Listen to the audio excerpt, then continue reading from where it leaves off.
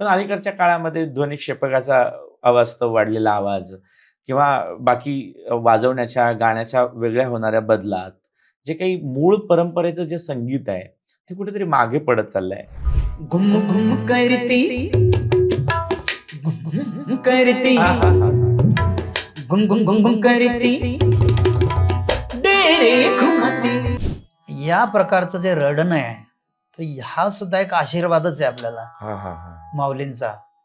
नाहीतर कोणी कोणासाठी रडायला बसलेलं नाहीये.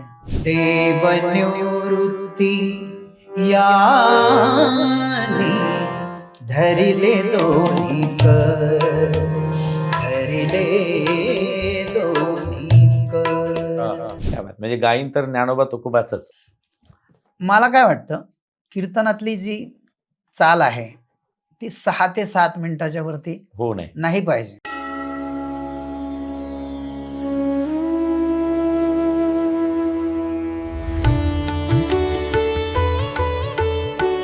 अभंगाचं जे आपण संगीत दिलंय त्याच्यामध्ये विशेषत्वानं गवळणी आहे, वा, ज्या की सदाहरित वनासारख्या एव्हरग्रीन आहेत, सातत्याने ऐकत राहाव्याशा वाटतात. मला वाटतं आपलं हे जे टायटल आपण अल्बम रेकॉर्ड केला होता याला आता साधारणपणे 25 वर्ष होऊन गेले असतील, जास्त का त्याच्यापेक्षा, पण अजून सुद्धा त्याची जादू काही कमी झालेली नाही. आणि त्याच्यातली म्हणजे आम्ही 96ला जेव्हा आळंदीत शिकायला होतो तेव्हा नुकतीच प्रकाशित झालेली आपली एक गवळण होती, घुम घुम करती डेरे घुमती. आणि त्या गवळणीमध्ये ज्यांचा आपण सुरुवातीला नामोल्लेख केला ते आपल्या बरोबर सातत्याने तबला वादक म्हणून आणि सावलीसारखे राहिले ते पांडुरंगजी पवार, अर्थात पांडुदादा आपण सगळेजण त्यांना म्हणतो. त्यांनी तो काही घुमाव केलाय तबल्यामध्ये आणि तुम्ही त्याला वेगवेगळ्या प्रकारे आळवलाय. तर ती गवळण आम्हाला आवर्जून ऐकायची आहे. आणि त्याच्यात तो जो माठांचा आवाज आहे, डेऱ्यांचा आवाज आहे, तो विशेषत्वानं म्हणजे तो भरलेला डेरा, अर्धा डेरा, रिकामा डेरा, याचा जो वेगवेगळा आवाज आहे तो गवळणीमध्ये आलाय. तर ती आम्हाला गवळण ऐकायची आणि समजून घ्यायची त्याची रचना. तर तुम्ही पांडुरंगचं नाव घेतलं तर अगदी 2 वर्षाचा असेपासून माझ्याकडेच होता आणि काय आमची जोडी भगवंताने बनवली. माझ्याकडे मी चाल एखादी रचना तयार केली की माझ्या आधी ठेका त्याच्याकडेच असायचा. म्हणजे इतकं ते असं भावनिक नातं. तर ही गवळण अतिशय सुंदर वाजली पांडुरंगने, आपण ऐकूयात. म्हणजे आपले स्वर जसे जुळले, ताल जसे जुळले, तसे हृदय जुळणं फार महत्वाचं आहे. म्हणजे ये हृदयीचे ते हृदयी घातले.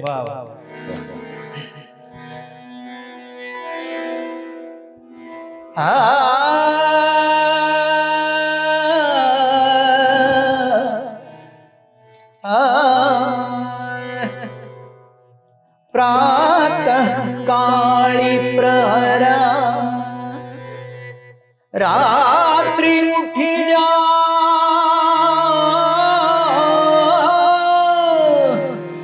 गवळणी बाळा घुसळण मांडिले घरो घरी सगळा नित्यानंदे परमानंदे गाती गोपाळा सहस्रापरी कैशा गाती मादान सावळा सावळा सावळा. घुम घुम करती, घुम करती, घुम घुम घुम घुम करती, डेरे घुमती. आनंदल्या गवळणी गवळणी छंद छंद डोलती. आनंदल्या गवळणी गवळणी छंद छंद डोलती. आनंदल्या गवळणी गवळणी छंद छंद डोलती. एक म्हणती साजणी तुम्ही लपवा गेलो. हे लपवल्यासारखं वाटलं पाहिजे.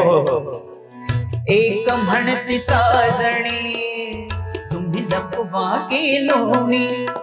नकळे नकळे हो गाई या कृष्णाची करा कोणीकडून हा कोणीकडून हा येईल गे सखये चक्रपाणी खास खांदुनी तुम्ही आता घास खांदुनी तुम्ही आता लपवागे दुधानी घुम घुम करती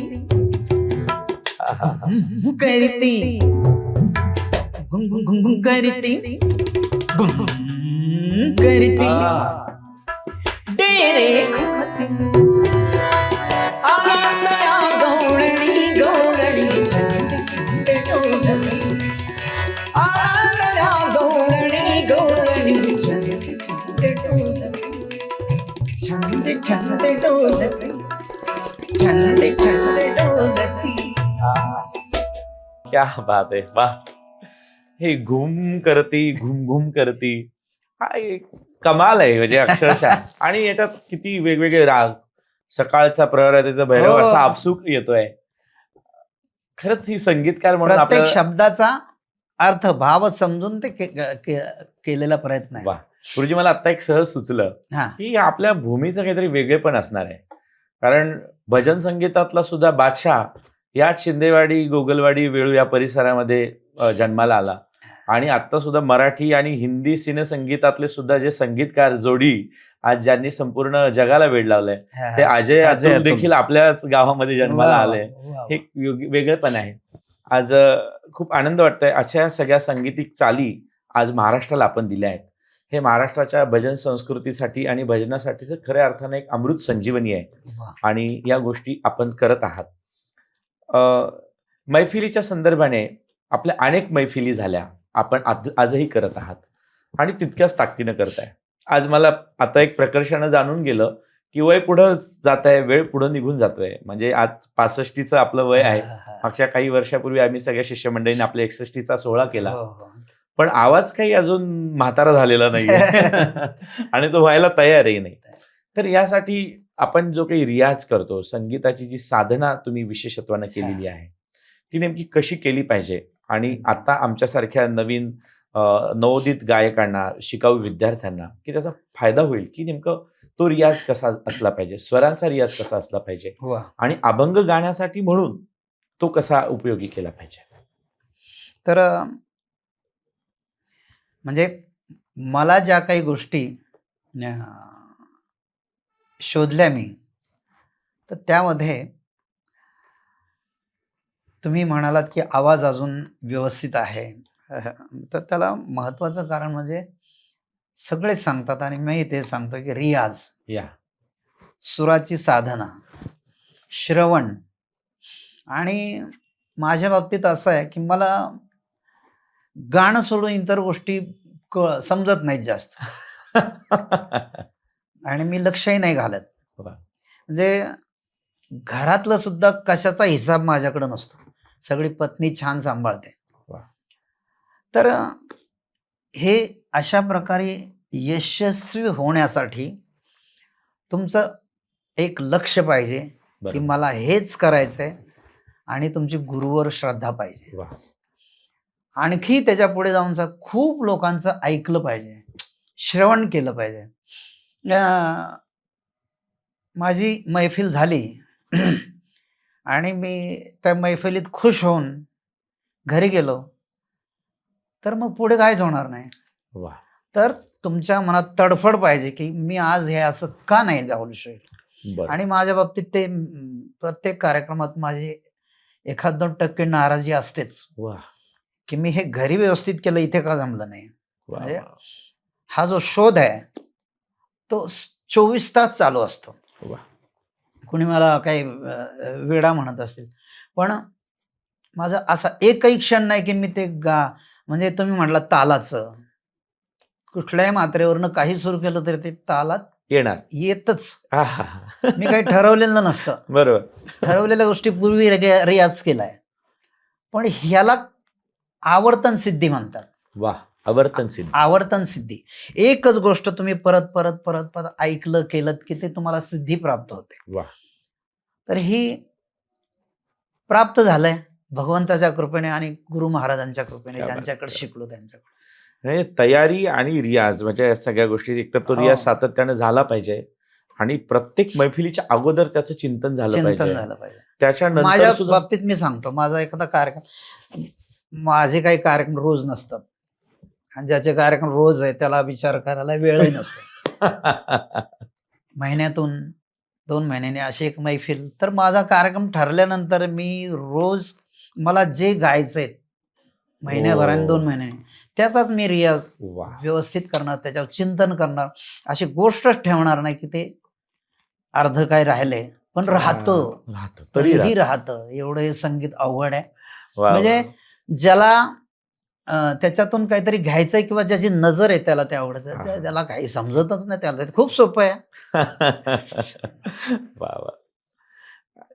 श्रवण आणि चिंतन आणि त्याचा सातत्यानं निधिध्यास आपण जो करत आहे, त्याच्यातून ही सिद्धी आपल्याला प्राप्त होते आणि ती सिद्धी आम्हाला प्रत्येक आपल्या गाण्यातून, स्वरातून जाणवते. मला आश्चर्य वाटतंय की या वयात सुद्धा हा आपला अभ्यासूपणा जो आहे आपण जिवंत ठेवलाय. म्हणजे हा मुलाखत ठरल्यापासून मी जेवढा अभ्यास केलाय त्याच्या चौपट जास्त अभ्यास आपण करून आलाय की सातत्यानं मला याच्यावरती मोठमोठ्या म्हणजे गुरूंकडून ऐकलंय आणि त्यांनी सांगितलंय पण की तुम्ही एक दिवस रियाज नाही केला किंवा घसा वापरला नाही गाण्यासाठी तर तुम्ही 1 महिना मागे जाता. तर मग ते कसं चालेल? खरं आहे. आणि संगीताच्या क्षेत्रामध्ये मला एक छोटासा किस्सा आठवतो की हिंदी सिनेसृष्टीमधले हिमेश रेशमिया एक चांगले संगीतकार, जे आता तरुण पिढीला आवडणार आहे, त्यांना एकाने विचारलं की तुमचं संगीत एवढं चांगलं का होतं? त्यांनी हिमेश रेशमिया का दुसरं कोण? हिमेश रेशमिया. हिमेश रेशमियाची गाणी तरुण पिढीला आता सध्या आकर्षित करतात. आणि त्यांना विचारलं तर त्यांनी एकच उत्तर दिलं. ते म्हटले, मी संगीत बनवत असताना, कुठल्याही गाण्याला संगीत देताना पहिला विचार करतो की माझं हे गाणं 4-5 मिनिटाचं गाणं ऐकण्यासाठी कुणीतरी त्याच्या जीवनातला मौल्यवान 4-5 मिनिटाचा वेळ देणार आहे आणि त्याचा दिलेला वेळ तो वाया जाऊ नये याच्यासाठी मी प्रयत्न करतो. अर्थात ही संगीतकाराची असणारी प्रेरणा आपण सातत्यानं जागवत ठेवली म्हणून हे असे उत्तम आणि सदैव या भारतीय शास्त्रीय संगीताला, भक्ती संगीताला ही उत्कर्षाकडे घेऊन जाणारी ही संगीत रचना आपल्याकडनं घडली. एक संगीतकार म्हणून आपला हा प्रवास आम्ही जाणून घेतला.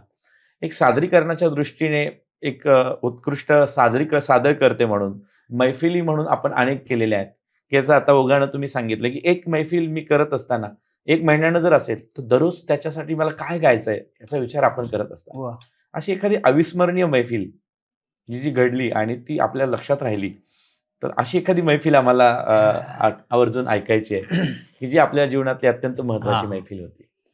आता असे प्रसंग माझ्या जीवनात खूप आहेत, पण खास करून जेव्हा माऊलींच्या समाधी मंदिरामध्ये, गाभाऱ्यामध्ये, जेव्हा दरवर्षी मी जवळजवळ 40 वर्ष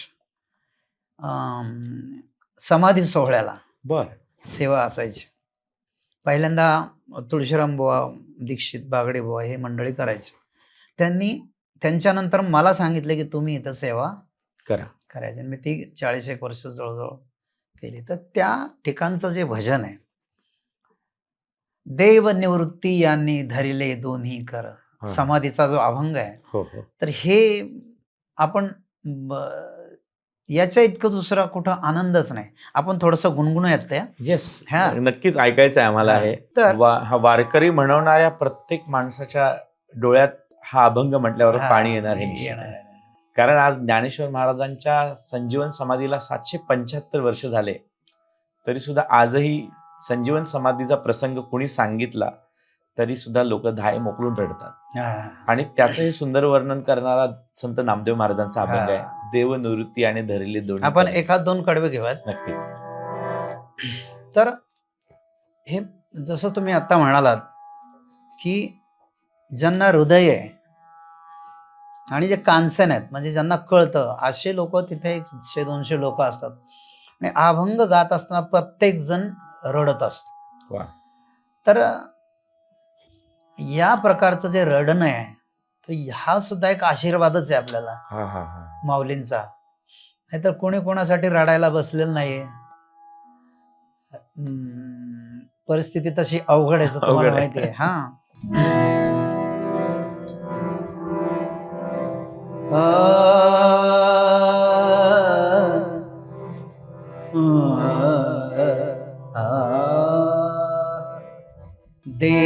देवनिवृत्ती यानी धरिले दोन्ही कर, धरिले दोन्ही कर. देवनिवृत्ती यानी धरिले दोन्ही कर, धरिले दोन्ही कर. जातो ज्ञानेश्वर, जातो ज्ञानेश्वर समाधीसी, समाधीसी. देवनिवृत्ती यानी धरिले दोन्ही कर, धरिले दोन्ही कर. नदीची आमाशा घातले माझ वण, नदीची आमाशा घातले माझ वण. तैसेची गगन कालवल हो, तैसेची गगन कालवल, कालवल, कालवल. देवनिवृत्ती यानी धरिले दोन्ही कर, धरिले दोन्ही कर, धरिले दोन्ही कर, धरिले दोन्ही कर. आता हा खरं तर पूर्ण अभंग ऐकण्यात मजा आहे. खरंय. आपल्याला थोडं थोडं घ्यायचंय. अक्षरशः आता हा अभंग जेव्हा माऊलींच्या समोर जेव्हा समाधीच्या वेळी गायला असेल, मला वाटतंय समाधीला सुद्धा पाझर फुटलं असेल. वा वा. एवढ्या आर्तस्वरांनी आपण आळवलेला आहे. अशा अनेक मैफिली तर आपण करत आहात आणि विशेषत्वानं सर्वच महाराष्ट्रातल्या मुख्य महोत्सवांमध्ये आपल्याला सातत्यानं त्या ठिकाणी पाचारण केलं जातं. त्या ठिकाणी आपल्या गायनाच्या संगीताच्या मैफिली सातत्यानं होतात, भक्ती संगीताच्या होतात. संगीतकार म्हणून मला एक छोटासा प्रश्न आपल्याला विचारायचा आहे की आतापर्यंत आपण जेवढं संगीत दिलं ते मूळ संत परंपरेचे जे अभंग आहेत, ज्या संतांनी गायलेले किंवा लिहिलेले अभंग आहेत त्यांनाच दिलं. एखादं भक्तिगीत किंवा असं अलीकडच्या काळात कुणी रचलेलं संगीत त्याला आपण कधी चाल दिली नाही किंवा देण्याचा आपल्या मनात प्रश्नही आला नाही. तर केवढी एकनिष्ठा आपल्या मनामध्ये वारकरी संप्रदायाबद्दल आहे. तर ही एकनिष्ठा नेमकी कशी निर्माण झाली असं? तर हे क्षेत्र जे आहे, समजा सिनेमा क्षेत्र किंवा इतर गाणे गाणारे मंडळी, हे मी जवळून पाहिलेत. आणि हे बघत असताना म्हणजे त्यांच्या वागण्याची पद्धत किंवा त्यांचा आचार विचार, म्हणजे ते मंडळी खराब आहेत असं मला म्हणायचं अजिबात नाही. बरोबर. पण आपल्याला जे हे दिलंय, सौभाग्याचं लेणं, याचा नियम पाळण्यासाठी काही गोष्टीपासून मी दूर राहिलो. वा. बऱ्याच ठिकाणी मी जाऊन सगळं बघितलेलं आहे. त्यामुळे त्याच्याशी आपलं हे संगीत किंवा आपण जे कष्ट घेतलेत ते मॅच होईल असं मला वा वा वाटलं नाही. वा. त्याचं मूळ कारण ते आहे. क्या बात. म्हणजे गायन तर ज्ञानोबा तुकोबाचंच. वा. तर संगीतकार म्हणून, गायक म्हणून आपण हा प्रवास अनुभवलाय आणि आपण त्या शब्दांमध्ये आपण उलगडत आला आहात. आणखी एक सुरुवातीला मी बोलून गेलो की जसं शास्त्रीय संगीतातली घराणी निर्माण झाली तसं आपण आपल्या गायकीतून आपले विद्यार्थी अनेक घडवलेले आहेत. असंख्य विद्यार्थी आज महाराष्ट्राच्या प्रत्येक कानाकोपऱ्यामध्ये, म्हणजे असा महाराष्ट्रातला कुठलाच 50 रेडिएटरचा असा क्षेत्र नाही की ज्या 50 किलोमीटरच्या परिसरात आपला एकही शिष्य नाही. एवढे सर्वत्र आपण सर्वदूर विद्यार्थी पसरलेले आहेत. तर या सर्व विद्यार्थ्यांच्या मागे काही असे विद्यार्थी आहेत की ज्यांनी उत्तम अशा प्रकारची आपली परंपरा पुढे जोपासण्याचं कार्य केलंय. अशा काही शिष्योत्तमांचा आपण उल्लेख या ठिकाणी करू इच्छिता की ज्यांचं कार्य हे आपल्याला समाधान देणार आहे. वा वा. तर विद्यार्थ्यांच्या बाबतीत म्हणाल तर मला वाटतं महाराष्ट्रामध्ये सगळ्यात श्रीमंत मी असेल. वा. आणि जे कोणी माझे विद्यार्थी आहेत ते मला जो रस्ता आवडतोय, ज्या रस्त्याने जायला पाहिजे त्या रस्त्याने हे विद्यार्थी सुद्धा जाताना दिसत आहेत. बरोबर. मग अगदी जुन्या सुरुवातीच्या काळापासून ते आतापर्यंत अगदी सुरंजन शुभम सुद्धा बरोबर, जे आपले सुपुत्र आहेत. तर हे मला अपेक्षित असणाऱ्या रस्त्याने सुंदर प्रवास करतायत. वा. आता विद्यार्थ्यांची जर नावं सांगत बसलो तर काय होतंय, काही विद्यार्थ्यांची नावं घेणार, काही राहतील. बरोबर. त्यामुळे सर्व विद्यार्थी. वा. आणि अगदी म्हणजे प्रत्येक लिटिल चॅम्प असेल, सारेगमपा असेल, इंडियन आयडल असेल, अशा अनेक ज्या सांगीतिक स्पर्धा आहेत याच्यामध्ये सुद्धा आपले विद्यार्थी वेगवेगळ्या प्रकारचं गायन आपण शिकवलं त्यांना आणि त्याच्यातून ते विनर झालेले आहेत. ही सुद्धा आमच्यासाठी खूप अभिमानाची गोष्ट आहे. आपले दोनही चिरंजीव ज्याच्यामध्ये शुभम आणि सुरंजन या दोनही मंडळींनी तर अक्षरशः आपलं आटकेपार झेंडा तर लावलाच आहे आणि 7 समुद्राच्या पलीकडे त्यांचा आता सध्या संगीताचा प्रवास सुरू आहे. तर त्यांच्याबद्दल आपण थोडंसं काय सांगू? मी जसं मगाशी म्हटलो की विद्यार्थी आणि ही 2 माझी मुलं याच्यामध्ये मला कधीही फरक वाटत नाही. वा. म्हणजे अगदी सुरुवातीचं मी जेव्हा शिकवायला सुरुवात केली तर अगदी सुरुवातीचा विद्यार्थी कल्याण गायकवाड. बरं. आणि त्याच्यानंतर आताचे अगदी छोटे एखादे 5-6 वर्षाचे विद्यार्थी, हे सगळे मला सारखे असतात. वा. तर मंडळी, गुरुजींनी ज्याप्रमाणे भक्ती संगीत आणि भजन संगीतामध्ये अनेक विद्यार्थी घडवलेत, त्याचबरोबर आत्ताच्या काळामध्ये सिनेसंगीतात गाणारे सुद्धा अनेक चांगले विद्यार्थी गुरुजींनी घडवलेत.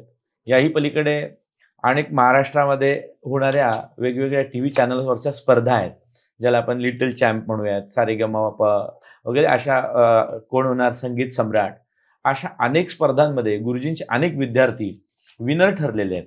आणि त्या विद्यार्थ्यांना गुरुजींनी नेमकं कशा पद्धतीची वेगळी तालीम दिली याविषयी आपण गुरुजींकडनं जाणून घेऊयात.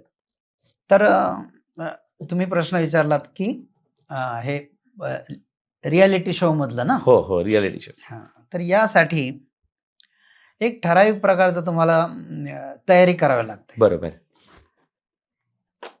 तर तयारी म्हणजे एक तर तुम्हाला 50-60 गाणी वेगवेगळ्या प्रकारची बसवायला तुमच्याकडे तयार पाहिजेत.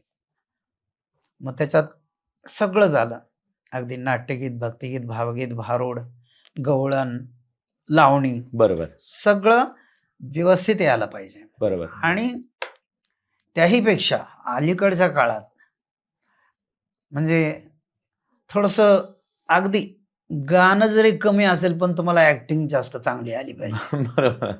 म्हणजे याला आपण प्रेझेंटेशन म्हणतो. बरोबर. तर तो भाग सध्या जास्त हायलाइट केला जातो. बरोबर. तर असं हे सध्याचं युग आहे. येस. गुरुजी, भजन आणि कीर्तन परंपरा ही आपल्या महाराष्ट्राची अनादी कालाची परंपरा आहे.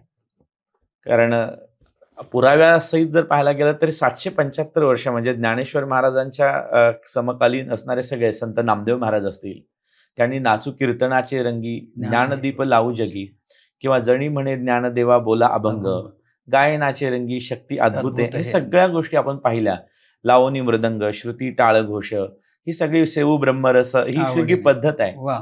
परंतु अलीकडच्या काळामध्ये या भजन आणि कीर्तनामध्ये काही कालोघात बदल आपल्याला प्रकर्षाने जाणवतात, की जे आता आपण जेवढं मधाळ गाताय, एवढं सुरेल वाटतंय, ते ऐकत राहावं असं वाटतंय. पण अलीकडच्या काळामध्ये ध्वनिक्षेपकाचा अवास्तव वाढलेला आवाज किंवा बाकी वाजवण्याच्या गाण्याच्या वेगळ्या होणाऱ्या बदलात जे काही मूळ परंपरेचं जे संगीत आहे ते कुठेतरी मागे पडत चाललंय असं आपल्याला वाटतं का? किंवा याच्यात जे बदल आहेत ते आपण कसे अधोरेखित केले पाहिजे? वा, खूप चांगला प्रश्न आहे. कारण सध्याच्या काळातील जे कोणी गाणारे आहेत किंवा कीर्तनकार आहेत यांना या गोष्टीचं भान कमी आहे. बरोबर. नाही असं म्हणत नाही मी, कमी आहे. तर पहिल्यांदा मी तुम्हाला भजनाबद्दल सांगतो, नंतर कीर्तनाचं. बरोबर बरोबर. तर भजनामध्ये जसं मी मगाशी सांगितलं की तुम्ही पहिल्यांदा अभंगाचा अर्थ समजून गाण्याचा प्रयत्न केला बरोबर. पाहिजे. त्यासाठी तुम्हाला गुरु चांगला लाभला पाहिजे. बरोबर. गुरुची निवड छान केली पाहिजे. आता तुम्ही कीर्तनात सुद्धा ऐकलं तर सरगम, चक्रधार, मृदंगावरचे तोडे, चक्रधार हो हो इतकं जोराजोरात चाललेलं असतं की सरगमचा वापर अतिशय करतायत. बरोबर. भजनामध्ये सुद्धा ताना, चक्रधार याचा भडीमार असतो. खरं तर त्या अभंगाला ते अपेक्षित आहे का? मी मगाशी म्हटल्याप्रमाणे रामकृष्ण हरीमध्ये ही तुम्हाला सूट दिलेली आहे. बरोबर बरोबर. गायला काही भजन गायक शब्दांची एवढी मोडतोड करतात की उदाहरण म्हणून सांगतो. सुंदर ते ध्यान उभे विटेवरी. बरोबर.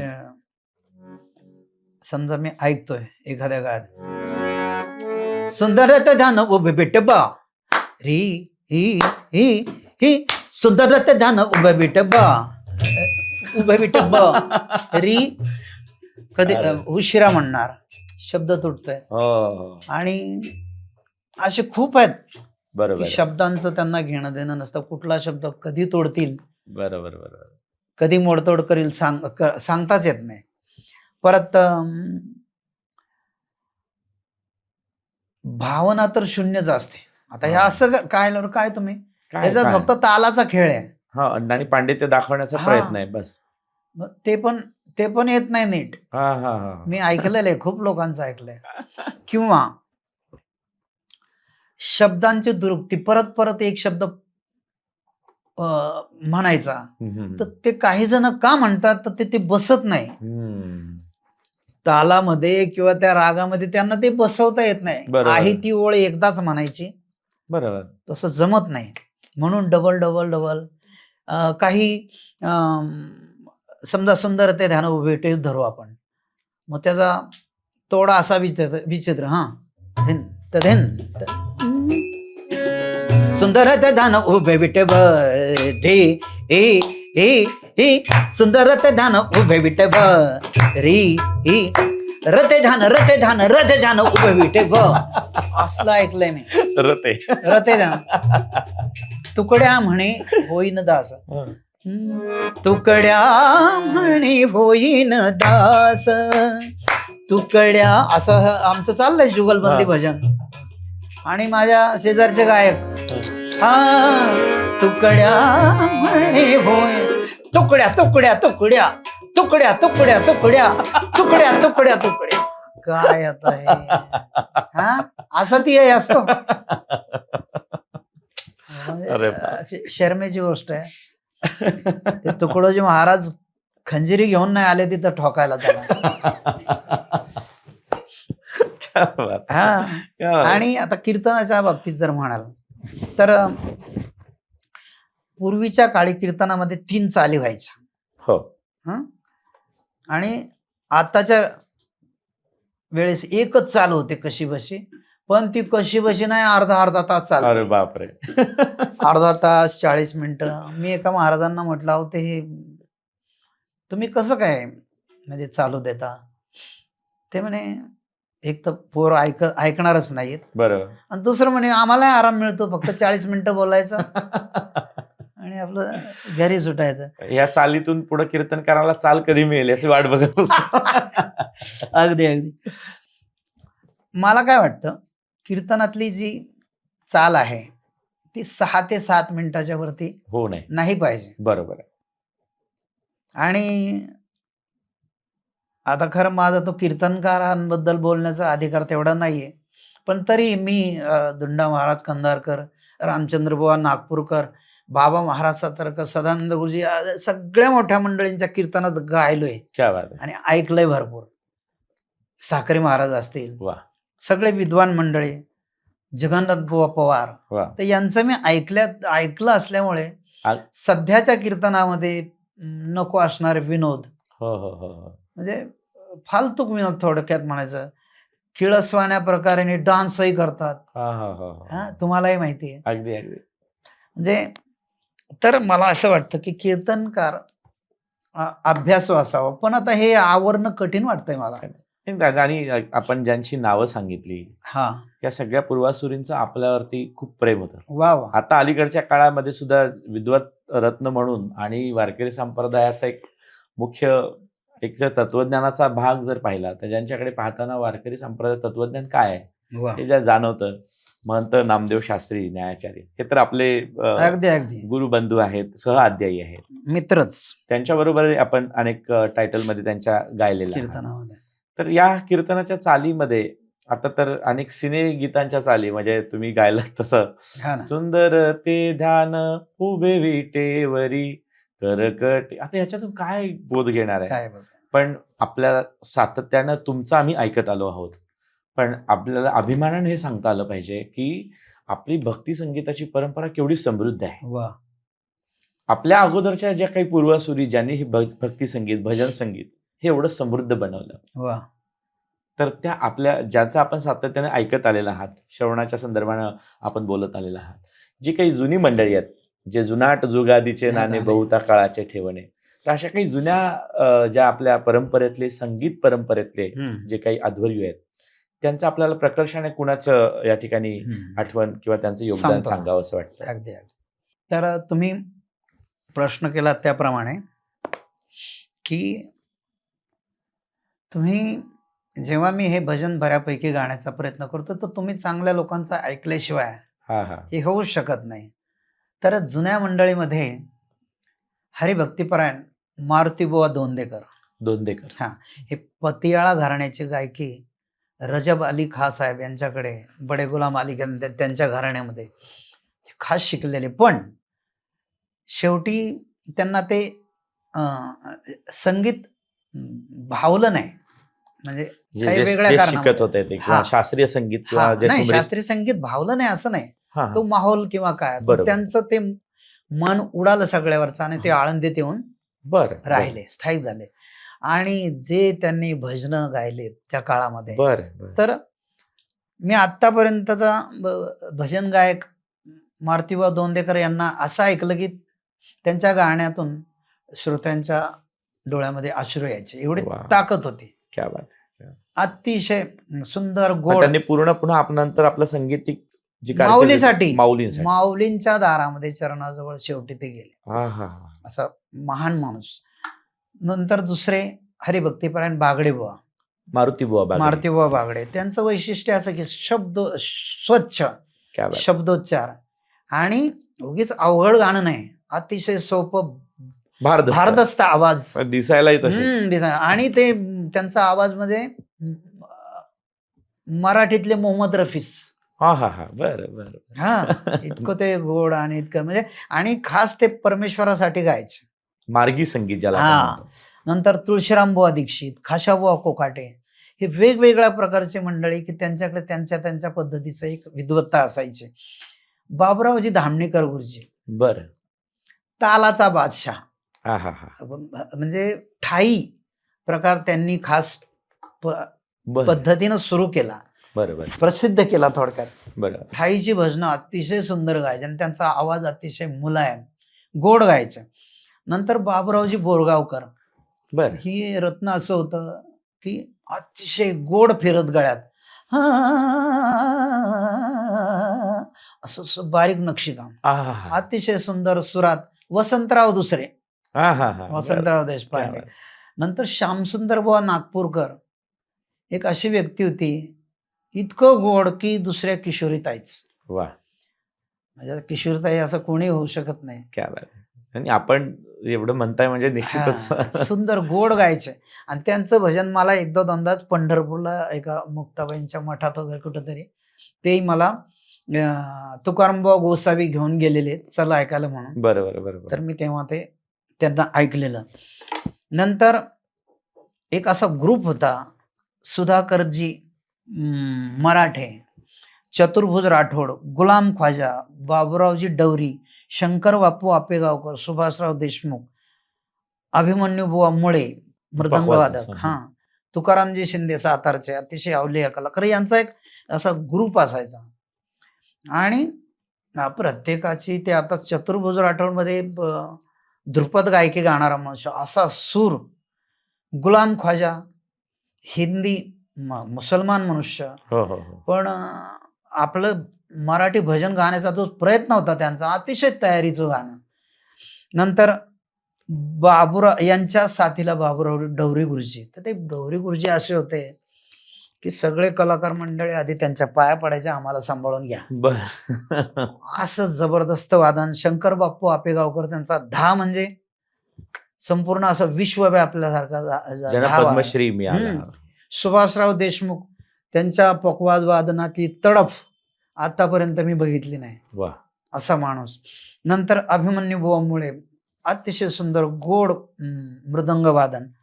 आणि तुकाराम बुवा शिंदे हे इतकं उत्कृष्ट चाली करायचे, अर्थात त्यांच्या चाली क्षेपक वगैरे असायच्या, म्हणजे रचना. बरोबर. पण तो मनुष्य असा होता की ते बसल्या बसल्या गाणं लिहिणार लगेच त्याच्यावर चाल करणार. बरोबर, स्वतःच रचायचं. पण ते इतकं अवघड की समोरच्याला म्हणताच येणार नाही, बरोबर, म्हणू शकणार नाही. असे ही मंडळी खतरनाक होती पहिली. तर यांच्या संगतीत राहिल्यामुळे बरोबर प्रत्येकाकडनं थोडं थोडं नाही तरी कळत आपल्याकडे येतच. बरोबर बरोबर. आणि काही लोकांकडनं हेही शिकलो की यांच्यासारखं गायचं नाही, असेही ऐकलेत. चांगलं आणि वाईट या गोष्टी आपल्याला कळल्या पाहिजे. क्या बात आहे. म्हणजे आज आपण गुरुजी आहात, पण हे गुरुत्व येत असताना जसं भगवान श्री दत्तात्रयाने 24 गुरु केले, आणि जो जो जयाचा घेतला गुण तो म्या गुरु केला जाणं. ज्याचा गुण घेतलाय त्याला तर गुरु केलंच, पण ज्याच्याकडनं हे नाही केलं पाहिजे असं त्यालाही मी गुरु केलं, अजून ते दत्तात्रयांच्या 24 गुरु परंपरेमध्ये आहे. ही खरंच गरजेची आणि महत्वाची गोष्ट आपण आम्हाला सांगितली. गुरुजी, अजून एक महत्वाचा प्रश्न मला आपल्यासाठी या मुलाखतीमध्ये विचारणं आवश्यक वाटतं की मधल्या काळामध्ये आपल्या एक चक्री भजनाचा एक 4-5 जणांचा जो ग्रुप आहे त्याने एक वेगळी क्रांती केली. म्हणजे आळंदीमध्ये असेल किंवा पंढरपूर यात्रेमध्ये असेल, तनपुरे महाराजांच्या मठात असेल, अगदी हजारो लोक ते ऐकायला अगदी खांद्यावरती उभं राहून लोक ऐकायची. तर त्या चक्री भजनाचे काही म्हणजे एक त्याची जी रचना आहे किंवा त्या संदर्भातल्या काही आठवणी आपण सांगा.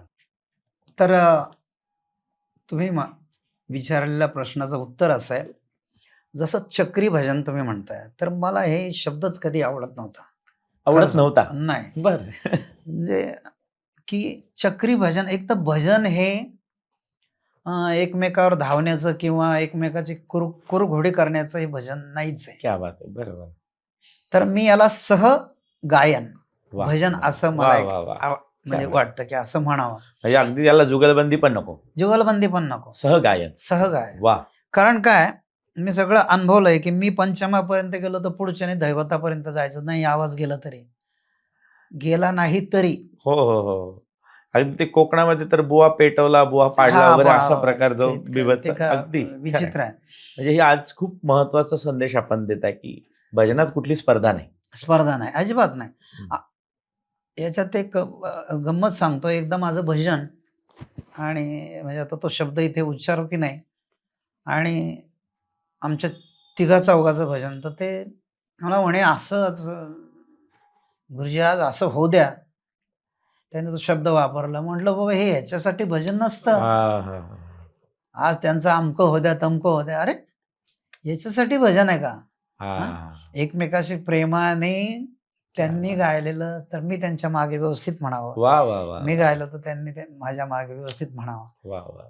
तर भजन जनजनार्दनासहित जे गायलं जातं प्रेमाने, त्याला भजन म्हणायचं. आणि जसं मी मगाशी म्हटलं की मुंबईकरांचा एक ग्रुप होता, तर मला त्यांचं भयंकर म्हणजे आवडायचं. म्हणजे एक संप्रदायाची पद्धत म्हणून. बरोबर. तुळशीराम बुवांना सगळे गुरु मानायचे आणि बाकीचे मंडळी त्यांना साथ करायची छान. तो एक ग्रुप. आणि जसं मगाशी राठोड, चतुर्भुज राठोड, बाबूरावजी धामणीकर यांचा थोडासा वेगळा ग्रुप, म्हणजे हे शास्त्रीय अंगाने जास्त गायचे. बरोबर बरोबर. तर आणि अलीकडचं तुम्ही जसं म्हटलं आम्ही ते भजन केलं त्या प्रकारचं, त्यामध्ये शंकररावजी वैरागर, तुकारामबुवा गोसावी, अजून हे बाळासाहेब वाईकर, जगन्नाथ वाडेकर, जगन्नाथ ज्यांचं बुवा आता काही वाडेकर. दिवसापूर्वी तर आम्ही निधन. 5-6 जण मिळून असे कार्यक्रम व्हायचे आमचे, लोकांना खूप आवडायचं. पण हे संपल्यानंतर मी विचार करायचो स्वतः की खरंच हे लोकांना आवडतंय, ठीक आहे, तुला आवडतंय का? आपल्या स्वतःला आवडतंय का? त्यामुळे मी असं जपूनच गायचो. म्हणजे माझा जिथपर्यंत आवाज जाईल तिथपर्यंत मी प्रयत्न करायचा. आणि म्हणजे असेही श्रोते मी ऐकले भलत्या ठिकाणी, वादकांनी आणि ह्यांनी सम दिली गायकांनी आणि श्रोते टाळ्या वाजवतात. असेही श्रोते काही ठिकाणी अडाणी असतात. सगळ्या प्रकारचे श्रोते. तर याच्यातून आपल्याला शिकायला मिळतं बरोबर की श्रोत्यांना तुम्ही शहाणं कसं केलं पाहिजे. वाह वाह. हे काम मी आयुष्यभर माझ्या भजनामुळे मला झाल्यासारखं वाटतं की श्रोते कानसेन झाले. तर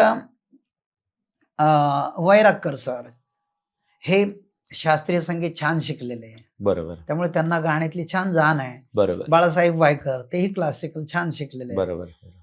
वाडेकर तेही एका घराण्याचे गायकी शिकले. तुकारामबुवा गोसावी हे गोड आवाजाचा माणूस. बरोबर. तर मीही त्यांच्यासारखंच गोड होऊन मग त्यांच्या सामील होऊन आम्ही एकत्र भरपूर कार्यक्रम केले.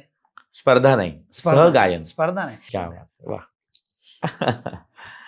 पण तरीही शंकरराव असतील, बाळासाहेब यांनी माझ्यावर भयंकर प्रेम केलं.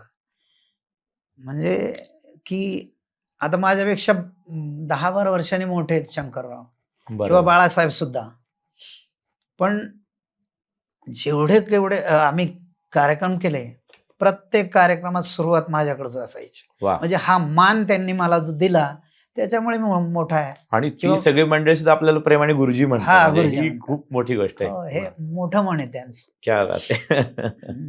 आणि त्यांना मोठं म्हणणं हे आपलंही मोठं मन आहे. अर्थात आहेच, प्रत्येकाचा गुण असतो. आणखी एक नाव असं शास्त्रीय आणि भजन क्षेत्रातलं नाव म्हणजे माझे मित्र यादवराज फड आणि मी, आम्ही दोघांनी महाराष्ट्रामध्ये अनेक असे सुंदर असे कार्यक्रम केले.